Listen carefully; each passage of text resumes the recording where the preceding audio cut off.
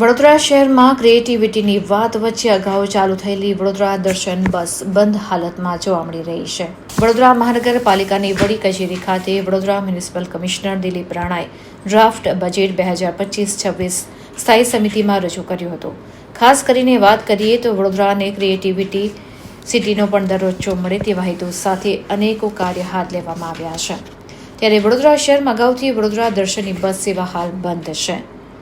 વડોદરા શહેરમાં અનેક એવી જગ્યાઓ છે જ્યાં લોકો પ્રવાસન તરીકે નિહાળતા હોય છે. ત્યારે વડોદરાના પૂર્વ સાંસદ રંજનબેન ભટ્ટના અનુદાનમાંથી વડોદરા દર્શન નામની એસી વાળી બસ ભેટ સ્વરૂપે આપવામાં આવી હતી, જે હાલ ધૂળ ખાઈ રહી છે.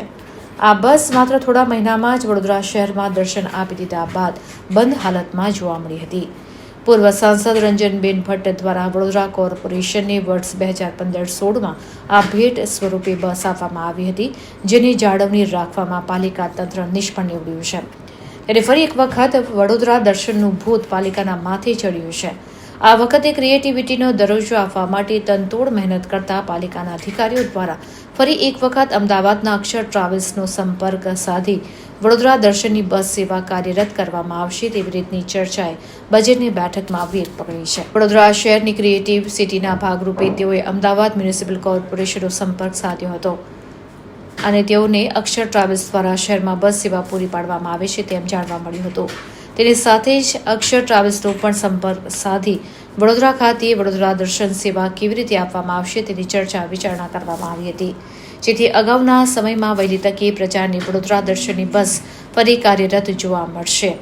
પ્રાથમિક અહેવાલ મુજબ જૂના રૂટ ઉપર આ બસ નજરે જોવા મળશે, જ્યારે તેને ઊભો રહેવાનું સ્થાન ચોક્કસપણે નક્કી થયું નથી, પણ સ્ટેશન કાં તો તેની નજીકના વિસ્તારોમાં વડોદરા દર્શનની બસ ઊભી રહેશે તેમ તેમના દ્વારા જણાવવામાં આવ્યું હતું.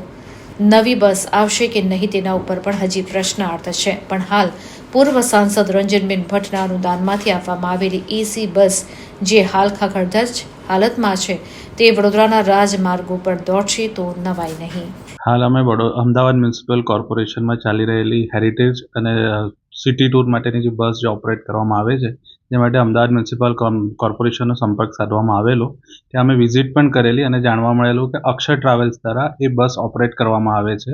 હાલ અમને પણ અક્ષર ટ્રાવેલ્સ દ્વારા એક લેટર મળેલું છે કે તેઓ પણ બરોડામાં હેરિટેજ ટૂર અને આવી વડોદરા દર્શનની બસ ચલાવવા માટે પ્રયત્નશીલ છે.